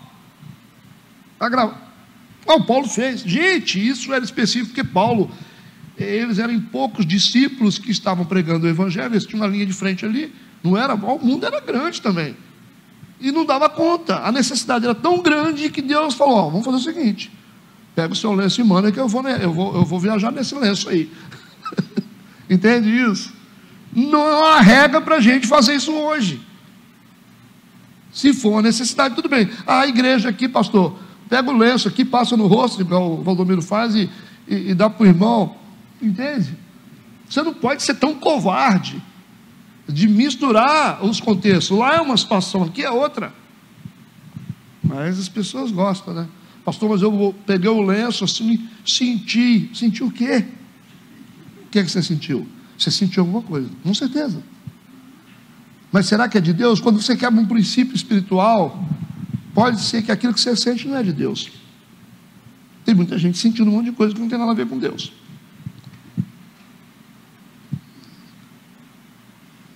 Então Então nós não tínhamos aqui a presença física de Paulo.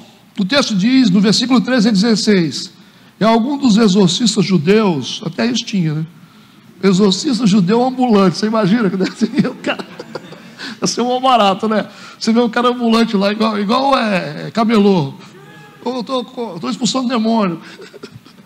Alguns dos exorcistas judeus ambulantes tentavam invocar o nome do Senhor Jesus sobre os que tinham espíritos malignos, dizendo, vai mexer, né? Vai mexer, dizendo, eis, conjuro-vos por Jesus a quem Paulo prega. Aí querendo usar o nome de Jesus, porque sabia que o nome de Jesus era poderoso. Jesus ensinou isso. No meu nome, os demônios, né, vão sair. Mas eles acharam que era assim também, né? E os que faziam isso eram 7 filhos de Seva, judeu principal do sacerdote. Era filho de pastor, hein? Respondendo, porém, o espírito maligno disse, conheço Jesus, bem sei quem é Paulo, mas vós quem sois? Vergonha. O nome não está rolado do céu, né? Jesus falou, o nome de vocês tem que estar rolado do céu. Aí puxou lá no cadastro, lá do céu, não achou. Por isso que quando os discípulos falaram assim, olha, os demônios, em teu nome, Jesus, se submetem a nós. Ele falou, mas vocês não têm que se vangloriar disso. Vocês têm que estar felizes porque o nome de vocês está rolado do céu. Essa é a autoridade de vocês. Só que aqui o diabo puxou, não achou. E agora, como é que faz? O que adianta usar o nome de Jesus se o seu nome não está lá? E aí, não, isso deve ser uma vergonha isso aqui. Quem são vocês? Anônimo até para o diabo, é tão insignificante que nem o diabo conhece. E saltando neles o homem que tinha o espírito maligno, e assenhorando-se de todos. A palavra aqui tomaram couro mesmo, tá? A Bíblia caprichou. Pôde mais do que eles, de tal maneira que nus e feridos fugiram daquela casa. Apanharam e ficaram pelados ainda. Você já pensou um pregador desse na igreja? Foi expulsar o demônio. O diabo lanhar ele, tirar a roupa dele e sair correndo. Simplesmente porque o nome dele não estava lá no registro. Essa passagem fala do poder sem relacionamento com Deus, né? Isso que dá. Esse texto nos ajuda a compreender melhor que o poder não está nos nossos serviços religiosos, mas sim no nome de Jesus, né? Olha Lucas capítulo 9, versículo 49 e 50. Lucas 9, 49 e 50. Caminhando para o final, hein? E respondendo, João disse, mestre, vimos um que em teu nome expulsa demônios. E lhe proibimos, porque não te segue conosco. Jesus lhes disse, não o proibais, porque quem não é contra nós, é por nós. Então, aqui prova que o nome de Jesus é poderoso. Mas o problema lá é que eles foram inventar moda sem conhecer, sem ter relacionamento com Deus, né? Esse é um problema. Versículo 17, 18. E foi isto notório a todos que habitavam em Éfeso, tanto judeus como gregos, e caiu o temor sobre todos eles. Aí todo mundo ficou com medo, né? E o nome do Senhor Jesus era engrandecido, e muitos dos que tinham crido vinham confessando e publicando seus feitos. Havia arrependimento pelas condutas erradas. As pessoas se arrependiam automaticamente. Versículo 19 e 20.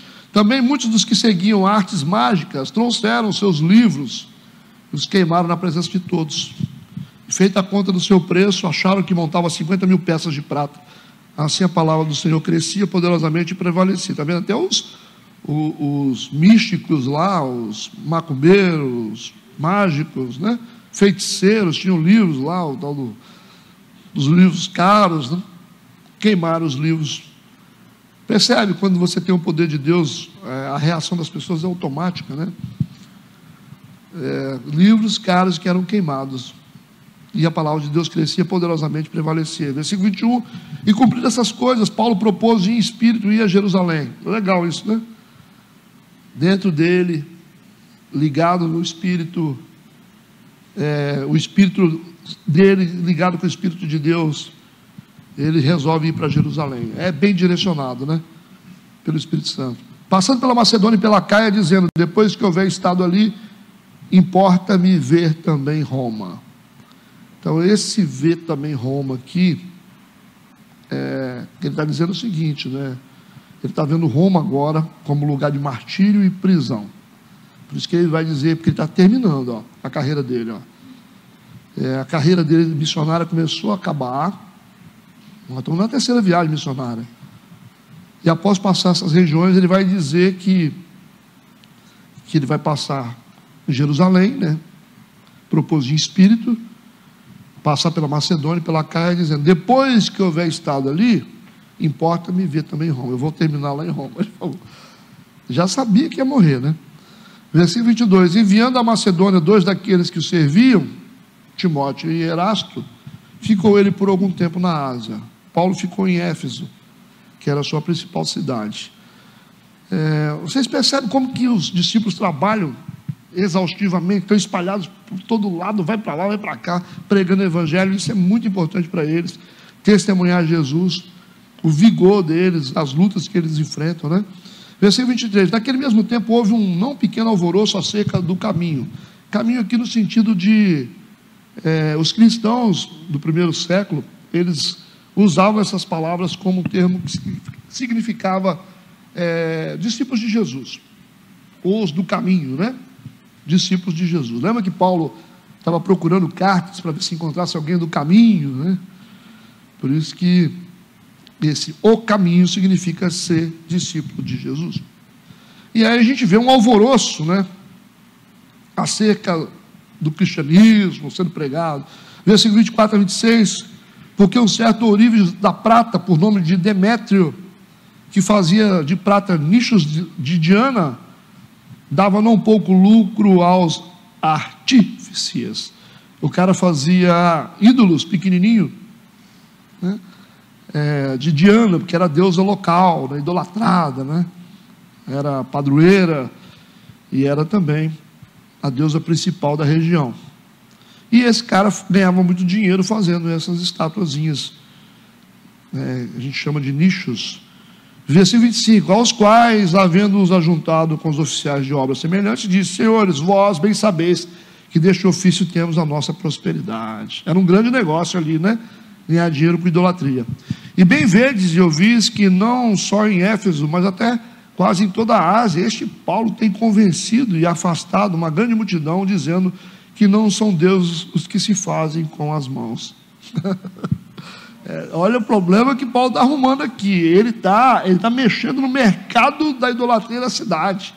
Isso movimenta muito dinheiro, né? Imagina lá, igual o pessoal tem aquele comércio ali da igreja católica, né? Como é que é o nome? Eu esqueci o nome da Cordes, né? É um comércio forte. Então tudo isso sustenta essa idolatria na cidade, e Paulo vai mexer exatamente com isso. Versículo 27, e não somente há perigo, o cara está dizendo, de que a nossa profissão caia em descrédito, mas também de que o próprio templo da grande deusa Diana seja estimado em nada, vindo a ser destruída a majestade daquela que toda a Ásia e o mundo veneram. Gente, olha o que Paulo está fazendo, né? Ele está fazendo um embate nessa cidade, atingindo o cerne da idolatria. Ele é muito estratégico, é muita unção e muita autoridade o cara entrar nessas regiões de idolatria e atacar justamente onde está a raiz dos demônios. E aí está todo mundo preocupado aqui, porque vão perder dinheiro, né? Ele vai mexer com a parte espiritual da cidade e vai mexer também com a questão financeira. Versículo 28, e ouvindo, encheram-se de ira e clamaram, dizendo: grande é a Diana dos Efésios. Está certo, ele vai dizer, é grande Aparecida, né? Dando ênfase, né? O clamor cívico da população orgulhosa do seu templo e da sua deusa. Versículo 29, encheu-se de confusão toda a cidade, e unânimes correram ao teatro, arrebatando a Gaio e a Aristarco, macedônios convertidos, né? Companheiros de Paulo na viagem. Não acharam Paulo ali, pegaram o Gaio e o Aristarco. Então vocês veem que ele está fazendo uma revolução espiritual nessa cidade. Uma revolução. E vai mexer com toda a estrutura da cidade. Versículo 30 e 31. E querendo Paulo apresentar-se ao povo, olha a coragem de Paulo. Ele não queria nem saber. Apanhava, era preso. Ele queria lá conversar com o pessoal que estava bravo. Não lhe permitiram os discípulos. A gente vê uma atitude protetiva aqui com o líder. Eles não deixaram ele se expor. E também alguns dos principais da Ásia, que eram seus amigos, lhe rogaram que não se apresentasse no teatro. A atitude dos discípulos aqui é proteger ele. Vai morrer na hora que Deus quiser, não agora, né? Versículo 32. E ele não tinha medo de nada, não. Uns, pois, clamavam de uma maneira e outros de outra, porque o ajuntamento era confuso e os mais deles não sabiam por que causa se tinham ajuntado. Olha só, tem gente que está gritando saber por quê. Foram lá, você está fazendo o que aqui? Não sei, só estou aqui gritando. Igual comício. Estou na onda. Você sabe o que está acontecendo? Não sei não, o negócio é protestar. Versículo 33. Então tiraram Alexandre dentre a multidão, impedindo os judeus para diante. Alexandre, acenando com a mão, queria dar razão disto ao povo. Então Alexandre queria falar em defesa dos discípulos, que ele era convertido também. Ele levantou a mão e queria falar. Versículo 34. Mas quando conheceram que ele era judeu, todos unanimemente levantaram a voz, clamando por espaço de quase 2 horas: grande é a Diana dos Efésios. O pessoal tentando fazer o L aqui de qualquer jeito. Para impedi-lo de... Depois eu corto também. Para impedi-lo, vai que tem alguém aí que vai ficar bravo, vai processar nós. Para impedir ele de obter audiências, a audiência pública ali de falar, eles abafaram a voz dele com um grito, em homenagem à deusa. Virou uma coisa frenética, né? Durante 2 horas, a gritaria. No versículo 35, então, o escrivão da cidade, esse escrivão aqui é um funcionário público, guardião dos arquivos públicos, e é um cara magistrado, como se fosse um cara assim, com a formação alta, né? Como um juiz, né? De grande autoridade. Então o escrivão da cidade, tendo apaziguado a multidão, disse: homens efésios, qual é o homem que não sabe que a cidade dos Efésios é a guardadora do templo da grande deusa Diana e da imagem que desceu de Júpiter? Ele falou: vocês estão preocupados, todo mundo aqui sabe que ela é a guardiã, que ela é a padroeira, como se fosse Aparecida, né? Todo mundo sabe.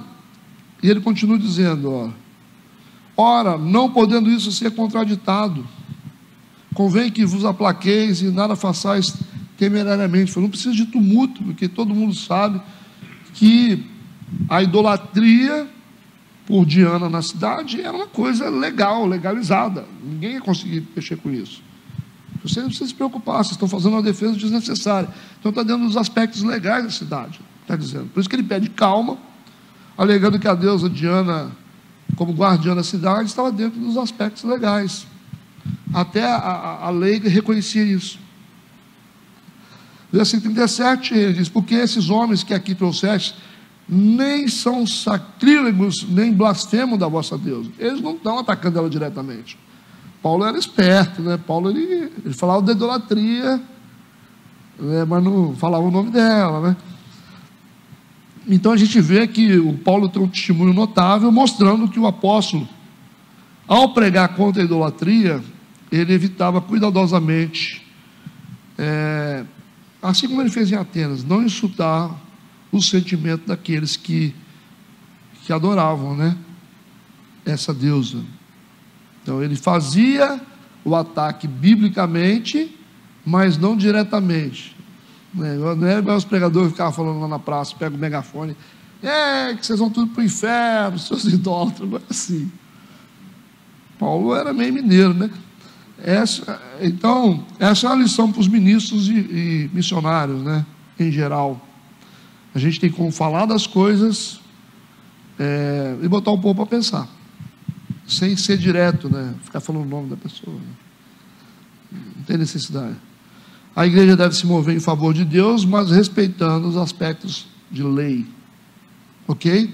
Estamos finalizando aqui, estamos nos últimos versículos.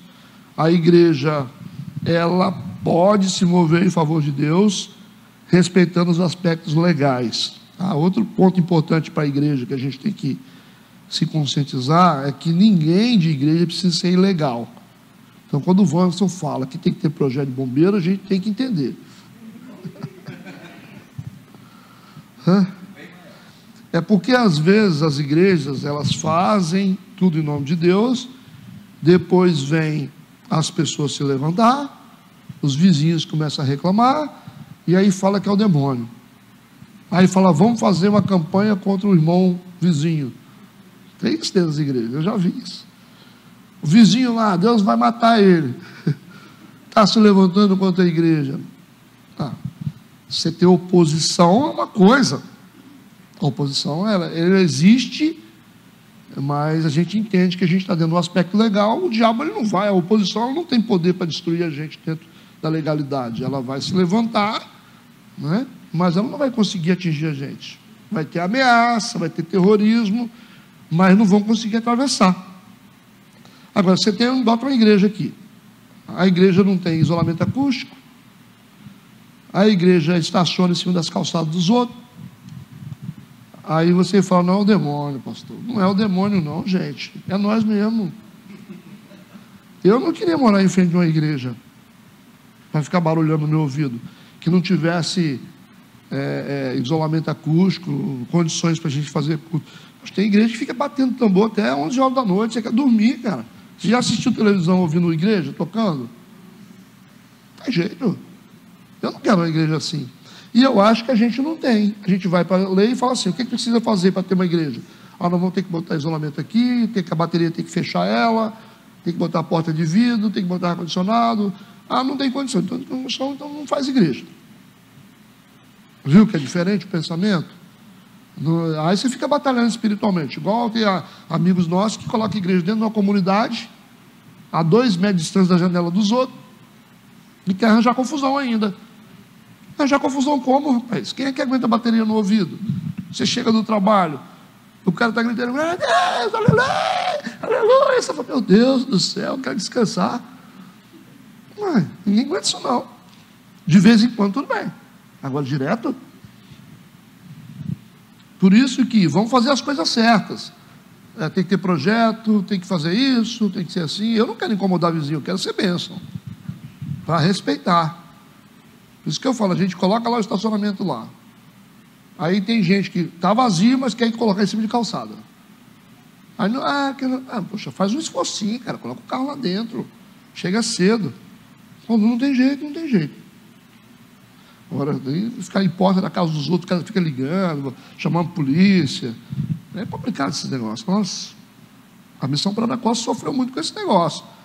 Botava carro em frente de portão da casa dos outros. Aí a perseguição vem. Então, temos que fazer as coisas dentro da legalidade, tudo certinho. A igreja é como se fosse uma empresa. Tudo tem que ser certo. 100% certo. Pagar o que tem que pagar. Tá? Para depois não ficar reclamando que o diabo veio. Então, o Demétrio, no versículo 38 e 39, ele diz o seguinte, o escrivão está dizendo ainda, né? Ele vai dizer o seguinte, vocês estão tumultuando, tal, não tem nenhuma ofensa contra a Deus diretamente.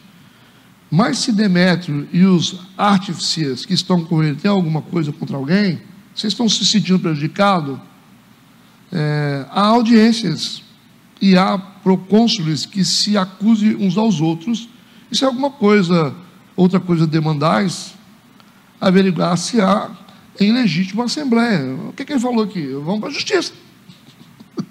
Ele falou, se vocês acham que tem alguma coisa errada, vai para a justiça. E resolve. Não precisa ficar aí brigando. Não precisa brigar, não. O cara falou um negócio, você não gostou, você processa ele. Então, a sugestão do escrivão aqui, sempre aparece um cara inteligente no meio, né?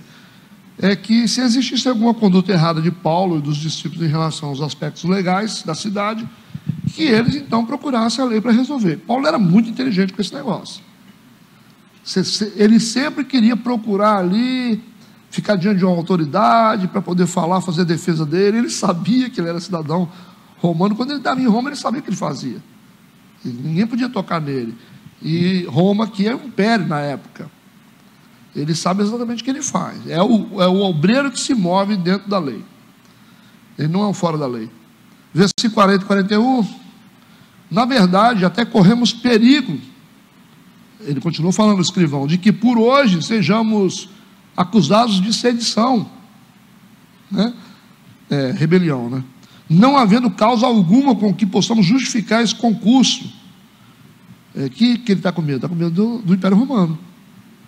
Ele falou, a gente está arranjando problema aqui, e a gente vai explicar isso como?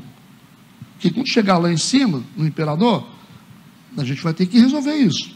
E se eles estiverem legalmente certos, a gente não vai poder fazer nada com eles. Entende? O mundo espiritual, o próprio diabo é assim, ele não pode fazer nada com a gente se a gente estiver dentro do aspecto legal. Tá? E assim, se alguém falar assim, vocês não podem fazer, e legalmente nós podemos fazer, a gente chama o advogado e manda resolver. É assim. A igreja tem que ser respeitada como uma instituição também legal, se ela está dentro da legalidade, né? E tendo dito isso, despediu a Assembleia, acabou o assunto, né? E termina aqui mais um capítulo. Nem todo capítulo é gostoso, né? 100%, mas pelo menos a gente aprende um monte de coisa, né? Que a gente precisa como crentes. Acho que Atos dos Apóstolos nos ajuda muito, muito, muito sobre igreja. Dá uma aula sobre igreja, né? Deus, nós te agradecemos por estarmos aqui mais uma vez, cumprindo mais um capítulo da tua palavra. Sabemos que de uma maneira especial o Senhor está nos orientando, nos ensinando. Nós te agradecemos por tudo, que teu Espírito faça com que essa palavra entre em nós e que possa ser um divisor de águas para a nossa vida.